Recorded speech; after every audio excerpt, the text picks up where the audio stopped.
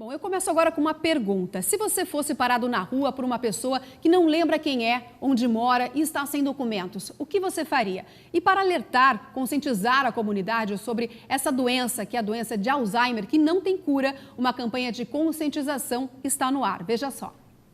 O vídeo utilizou o formato câmera escondida e buscou reações espontâneas das pessoas diante de uma atriz que simula sintomas de Alzheimer em uma rua do movimentado Centro Comercial de São Paulo. Parece que eu vim me encontrar com alguém. A senhora vai se encontrar com alguém? Não foi com você não, né? Foi? Não. A ação se torna importante para o engajamento social, uma vez que alguns sintomas iniciais do Alzheimer podem ser confundidos com atitudes decorrentes do envelhecimento natural.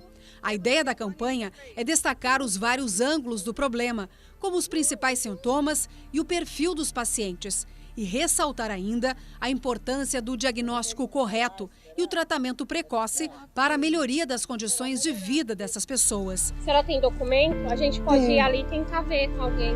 Para acessar o vídeo, basta entrar no Facebook da Torrente, que é facebook.com/Torrente Brasil. Eu queria saber primeiramente, Márcia, como identificar a doença de Alzheimer?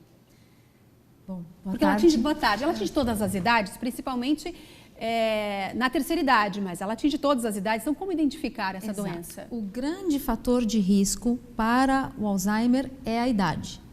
Até 60% das pessoas acima de 85, 90 anos, elas vão apresentar os sintomas da doença, certo? Algumas formas mais graves se apresentam de maneira mais precoce. E também tem a condição genética, que é uma situação que a gente não consegue modificar, a propensão, né, a hereditariedade, mas existem outros fatores vários que a gente pode trabalhar no sentido de postergar o aparecimento da doença. Quais os sintomas? A gente já vai falar disso. Os sintomas iniciais são a perda da memória recente. Primeira coisa é o esquecimento de detalhes, como por exemplo, será que eu fechei a porta? E aí volta lá para fechar a mesma porta várias vezes. Faz a mesma pergunta várias vezes. Alguns familiares podem perceber isso.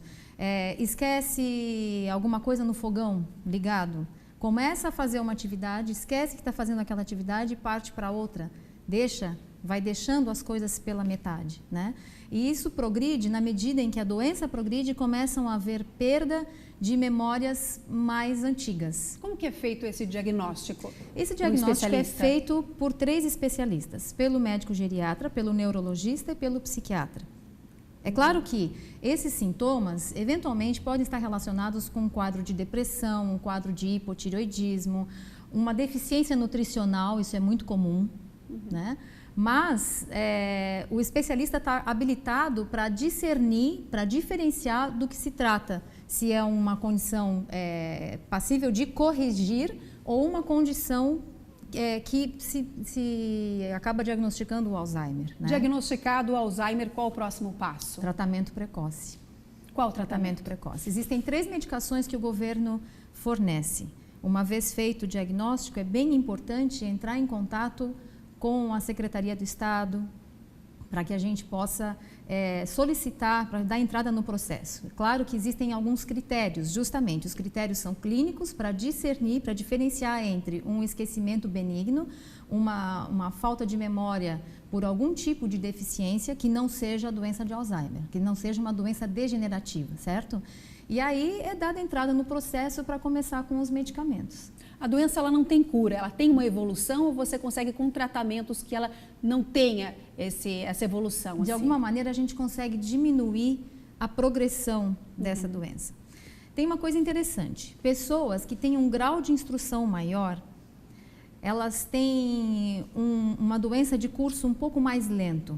Como é que isso se explica? A gente entende que elas, ao longo da sua idade, ao longo da sua formação, elas acabam desenvolvendo sinapses, eu quero usar um termo não técnico, desenvolvendo conexões intercelulares, interneuronais que favorecem o funcionamento cerebral.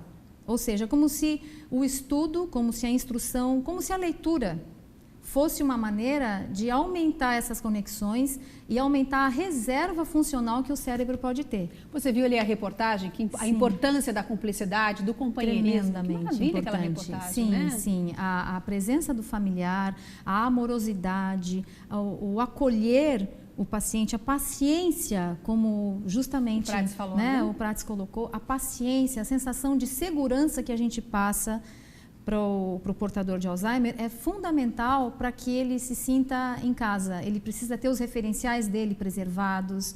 Essa sessão de fotos, a gente vê ali várias fotos espalhadas na mesa, né? Que coisa linda. Aquilo traz conforto para o paciente de Alzheimer, porque ele consegue perceber a identidade dele. O grande problema do Alzheimer é a perda da identidade. Agora imagina. É preciso né? o apoio familiar. Sim. Márcia, muito obrigada pelos seus esclarecimentos e informações Espero hoje no ter Dia sido Mundial útil. da Doença. Muito obrigada.